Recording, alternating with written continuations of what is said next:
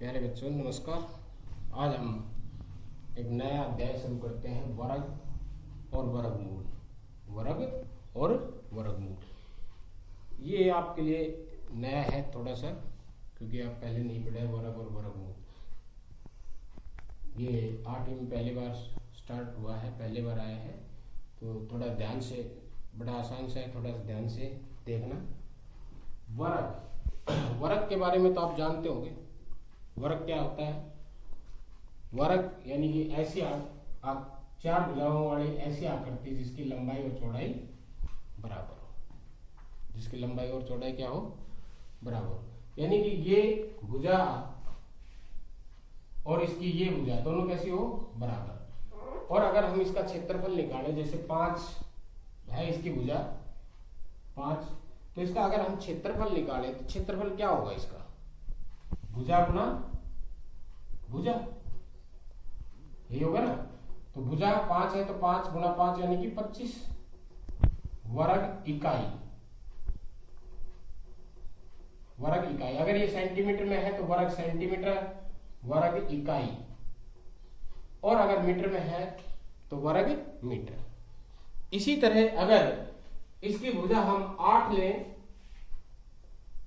तो ये भी भुजा इसकी कितनी होगी? 8। तो इसका क्षेत्रफल कितना होगा? 8 गुना 8, 8 8 64 वर्ग इकाई। तो वर्ग इकाई कब आई? जब हम उसी संख्या को उसी से गुना करते हैं। वर्ग का क्षेत्रफल क्या होता है? जब हम भुजा को भुजा से गुना करते हैं, यानी कि उसकी भुजा को। तो इसी प्रकार से किसी भी संख्या का वर्ग है वो क्या होगा? उस संख्या को उसी संख्या से गुणा करने पर जो गुणनफल हमें प्राप्त होता है वह उस संख्या का वर्ग कहलाता है। जैसे 1 को 1 से गुणा किया तो कितना आया? 1। 2 को 2 से गुणा किया तो कितना मिला? 4। 3 को इसी तरह 3 से गुणा करें तो 9। 4 को 4 से गुणा करें तो 4 चौक 16। 5 को 5 से गुणा करें तो 25। 6 को 6 से गुणा करें तो 36। 7 को 7 से गुणा करें 49। 8 को 8 से गुणा करें 64। 9 को 9 से गुणा करें 81, और 10 को 10 से गुणा करें 100। इस तरह से पहले 10 संख्या ये हमने ली 1 से 10 तक की। तो 1 का वर्ग है वो क्या आया? 1। 2 का वर्ग कितना आया? 4। 3 का वर्ग कितना होगा?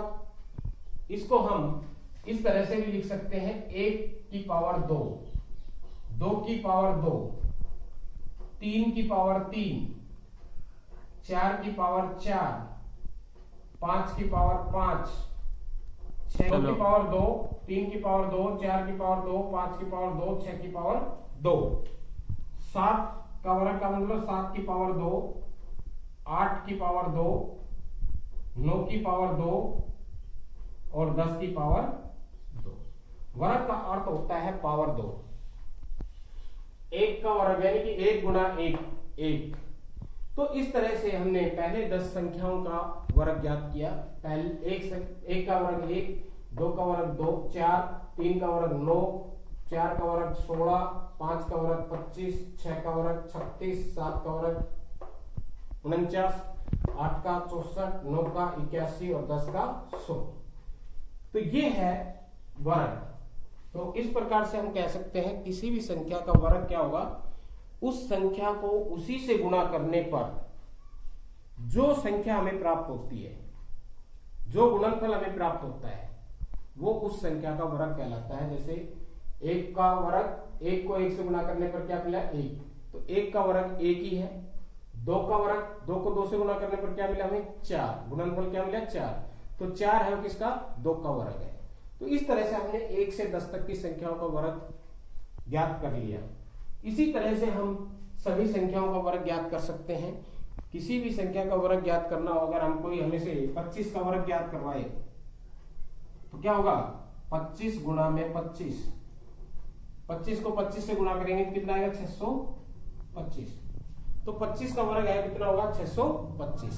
इसी तरह अगर हमसे कोई 100 का वर्ग निकलवाए तो ये होगा 100 गुणा 100 100 को 100 से गुणा करेंगे तो एक एक का 1 और 2 और 2 4 जीरो हो गए, यानी कि 10,000। तो इस तरह से हम किसी भी संख्या का वर्ग ज्ञात कर सकते हैं। कैसे? उस संख्या को उसी से गुणा करने पर जो गुणनफल आएगा वह उस संख्या का वर्ग कहलाएगा। ये है वर्ग। अब हमने पहले 10 संख्याओं के वर्ग हमने ज्ञात कर लिए, लिखिए, इनको ध्यान से देखो, इनमें हमने क्या खासियत नजर आएगी, क्या दिखाई देगा, ये हमने अच्छी तरह से देखना है, ध्यान देना है। यहां 1 4 9 16 25 36 49 64 81 और 100। इकाई का अंक 1 4 9 6 5 6 9 4 1 0, यानी कि यहां किसी में भी इकाई का अंक क्या नहीं आया, 2 नहीं आया, 3 नहीं आया, 7 नहीं आया और 8 नहीं आया। ये सारी पूर्ण वर्ग संख्या कहलाती है। पहली 10 पूर्ण संख्या अगर हमसे कोई पूछे तो पहली 10 पूर्ण संख्या क्या होगी? 1 4 9 16 25 36 49 64 81 और 100, ये पूर्ण वर्ग संख्या कहलाती है। तो हमने इन पहली 10 संख्याओं में जो पूर्ण वर्ग संख्या है, इसमें हमने इकाई के अंक को ध्यान से देखा, तो हमने ये पाया कि किसी भी संख्या पूर्ण वर्ग संख्या का इकाई का अंक 2 3 7 और 8 नहीं है। आगे अगर हम 11 का निकालें तो वही आएगा, इकाई का अंक 1 आएगा। 12 यानी कि इसका इकाई का अंक 2 है तो उसका इकाई का अंक 4 आएगा। 11 का वर्ग 121, 12 का 144, 13 का 169, तो यानी कि वही आता रहेगा जिसका इकाई का अंक 1 2 3 4 5 6 7, क्योंकि इकाई का अंक यही हो सकते हैं 0 से 9 तक के। तो उसके वर्ग में भी इकाई के अंक, यही अंक जो है इसमें इन पूर्ण वर्ग संख्याओं में आए हैं, जो इकाई का अंक वही आएंगे। तो हमने ये देखा किसी भी संख्या का पूर्ण वर्ग संख्या के में इकाई का अंक 2 3 7 और 8 नहीं आया। तो हम ये कह सकते हैं कि किसी भी पूर्ण वर्ग संख्या का इकाई का अंक 2 3 7 और 8 नहीं है। तो अगर अब हमसे कोई ऐसी संख्या दे दे, ये संख्या, और अगर हमसे ये कहे कि बताइए कि पूर्ण वर्ग संख्या है या नहीं, तो अगर किसी संख्या का इकाई का अंक 2 3 7 8 आ रहा है तो हम उसके बारे में निश्चित रूप से कह देंगे कि वो पूर्ण वर्ग संख्या नहीं है। अगर इन चारों में से आ रहा है 2 3 7 8 आ रहा है, तो अगर किसी संख्या में इकाई का अंक 2 3 7 और 8 आ रहा है तो हम उसके बारे में निश्चित रूप से कह देंगे कि ये एक पूर्ण वर्ग संख्या नहीं हो सकती। लेकिन ये जरूरी नहीं है। अगर किसी संख्या में इकाई का अंक 1 4 9 6 5 आ रहा हो या 0 आ रहा हो तो वो पूर्ण वर्ग संख्या होगी, उसके बारे में हम नहीं कह सकते कि वो पूर्ण वर्ग संख्या है या नहीं है। लेकिन जिसका इकाई का अंक 2 3 7 8 हो उसके बारे में हम निश्चित रूप से कह देंगे कि ये पूर्ण वर्ग संख्या नहीं हो सकती। तो एक पूर्ण वर्ग संख्या न होने की एक पहचान ये होगी कि जिस भी संख्या का इकाई का अंक 2 3 7 8 होगा वो पूर्ण वर्ग संख्या नहीं हो सकती। दूसरा, हमने 10 का वर्ग निकाल के देखा तो 100 आया। 10 के बाद जो 0 वाली संख्या है वो 100 होती है, या 20 का ले ले हम, 20 का वर्ग है वो 400 होगा, 30 का वर्ग है वो 900 होगा, और भी 40 50 60 70 80 90 100 का तो हमने निकाल रखा है, 110 120 120। तो हम किसी में भी देखेंगे जो अंत में शून्यों की संख्या है पूर्ण वर्ग संख्या में, वो 2 होगी, 4 होगी, 6 होगी, 8 होगी, 10 होगी, 12 होगी, इस तरह से सम होगी। अंत में शून्यों की संख्या कैसी होगी? सम होगी। या तो 2 होगी, या 4 होगी, या 6 होगी, या 8 होगी, या 10 होगी, या 12 होगी, या 14 होगी। विषम शून्यों की संख्या नहीं हो सकती। यानी कि किसी भी पूर्ण वर्ग संख्या में एक शून्य 0 है, अंत में 0 है, वो 1 3 5 इस तरह नहीं हो सकती। तो अगर कोई ये कहे कि उसने किसी ने ये दे दिया कि बताइए कि ये पूर्ण वर्ग संख्या है या नहीं, तो इसमें हम शून्यों की संख्या गिनेंगे, जीरो की संख्या गिनेंगे, 1 2 3 4 5 विषम है। 5 क्या है? विषम संख्या है ना। तो विषम है तो हम इसके बारे में कह सकते हैं कि ये पूर्ण वर्ग संख्या नहीं है, पूर्ण वर्ग संख्या नहीं है। लेकिन अगर 4 होती, ये तो नहीं है, लेकिन अगर 4 होती तो क्या हम कह सकते थे कि ये पूर्ण वर्ग संख्या है या नहीं? अब हम इसके बारे में नहीं कह सकते कि पूर्ण वर्ग संख्या है या नहीं। लेकिन जिसमें अंत में जीरो की संख्या विषम हो, विषम का मतलब 1 3 5 7 हो, तो उसके बारे में हम निश्चित रूप से कह देंगे कि वो एक पूर्ण वर्ग संख्या नहीं है। तो इस तरह से वर्ग हमने देखा कि वर्ग क्या है, किसी संख्या को उसी संख्या से गुणा करने पर जो गुणनफल हमें प्राप्त होता है वो उस संख्या का वर्ग कहलाता है। दूसरा हमने ये देखा कि किसी भी पूर्ण वर्ग संख्या में इकाई का अंक 2 3 7 8 नहीं हो सकता, 2 3 7 8 नहीं हो सकता।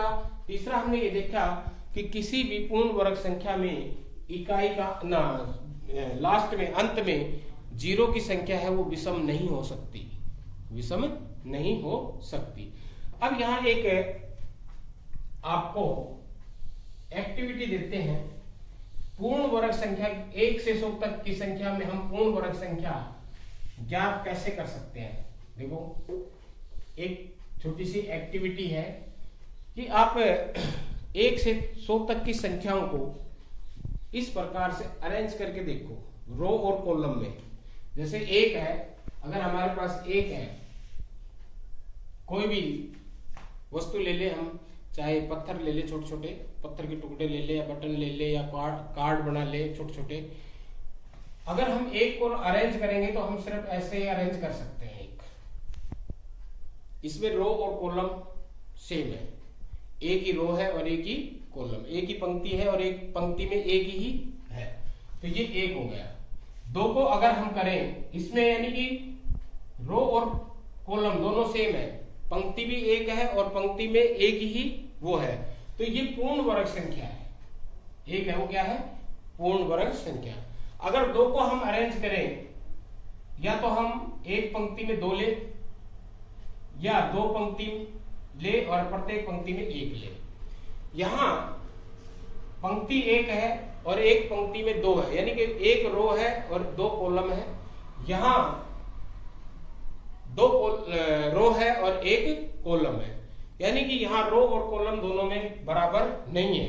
इसके अलावा इसको अरेंज करने का और कोई तरीका नहीं है, तो ये पूर्ण वर्ग संख्या नहीं है। 2 पूर्ण वर्ग संख्या नहीं है।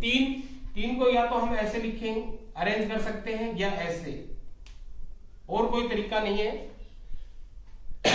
ये हो सकता है, लेकिन यहां प्रत्येक पंक्ति में बराबर वो क्या नाम है, बराबर नहीं है, पर प्रत्येक पंक्ति में जो संख्या है वो बराबर नहीं है। इसमें 2 है और इसमें 1 है, तो ऐसा हमने नहीं लेना है। जितनी पंक्ति लेंगे सभी पंक्तियों में बराबर वो होने चाहिए, संख्या बराबर होनी चाहिए। इस तरह से इसमें भी एक पंक्ति में 3 है, तो ये पूर्ण वर्ग संख्या नहीं है। यहाँ 3 पंक्ति है और प्रत्येक पंक्ति में 1 है, ये भी पूर्ण वर्ग बराबर नहीं है, तो ये भी पूर्ण वर्ग संख्या नहीं है। अब 4 लिखते हैं। 4 को हम इस तरह से अरेंज कर सकते हैं, इस तरह से कर सकते हैं, इस तरह से कर सकते हैं। 3 तरीके से इसको हम लगा सकते हैं। 4 वस्तु है हमारे पास, कोई भी, मैं बताया, चाहे पत्थर, छोटे छोटे पत्थर के टुकड़े ले लो, बटन ले लो, या कोई कागज के कार्ड वगैरह ले लो। अगर हम उसको अरेंज करें तो या इस तरह से अरेंज कर सकते हैं, इस तरह से अरेंज कर सकते हैं, और इस तरह से अरेंज कर सकते हैं। तो इसका मतलब 4 को हम इस तरह से अरेंज कर सकते हैं जिसमें 2 रो है और 2 ही कॉलम है, यानी कि 2 पंक्ति है और प्रत्येक पंक्ति में 2 ही संख्या है, 2 ही एलिमेंट है, 2 ही वस्तु है। तो इसमें 2 गुणा 2 हो गया, दोनों बराबर है, तो इसका मतलब है ये 4 है, पूर्ण वर्ग संख्या है। 4 है वो पूर्ण वर्ग संख्या है। तो इस तरह से मैं आपको एक एक्टिविटी दे रहा हूं, आपने ये एक्टिविटी करनी है, सभी ने करके देखनी है। 100 तक की संख्या को इस तरह से अरेंज करके देखोगे तो हमें अपने आप पता चल जाएगा कि कौन सी संख्या पूर्ण वर्ग संख्या है, कौन सी पूर्ण वर्ग संख्या नहीं है। ये वर्ग बन गया। अब इसमें मैं एक और ले लेता हूं, मान लो 64 ले लिया मैंने। तो 64 को या तो मैं इस तरह से 64 लिखूंगा, इस तरह से अरेंज करूंगा 64 एक पंक्ति में, या दो पंक्ति में 32 32। तो ये होगा 1 गुणा में 64, यहां 2 गुणा में 32 लिख, 3 में पूरा नहीं आएगा, या मैं करूंगा 2 पंक्ति होगी ना, 2 पंक्ति में, एक पंक्ति में कितने 32, 4 पंक्ति और 4 पंक्ति में कितने हो गए 16।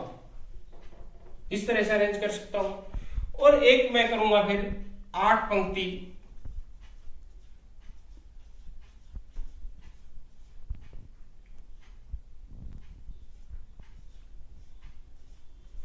और हर एक पंक्ति में 8 आ जाएगा।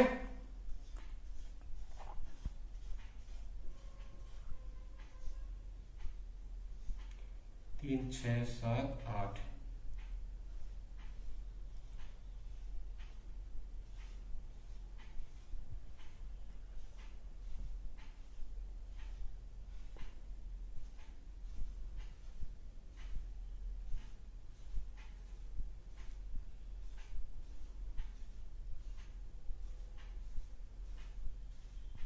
इस तरह से मैं कर सकता हूं। हर एक ये 8 कॉलम हो गए, ये 8 रो होगी, यानी ये 8 पंक्ति और हर पंक्ति में कितने हैं 8। तो अब ये वर्ग बन गया। क्या बन गया ये वर्ग। इधर भी 8, इधर भी 8, इधर भी 8 और इधर भी 8, यानी कि चारों तरफ से कहीं से गिन ले 8 8 आ रहा है, तो ये वर्ग बन गया। तो इसका मतलब 64 है, ये पूर्ण वर्ग संख्या है। 64 पूर्ण वर्ग संख्या। तो इस तरह से हम 1 से 100 तक की संख्याओं को एक एक्टिविटी के माध्यम से हम निकाले कि कौन कौन सी संख्या है वो पूर्ण वर्ग संख्या है। तो आज के लिए इतना ही। धन्यवाद।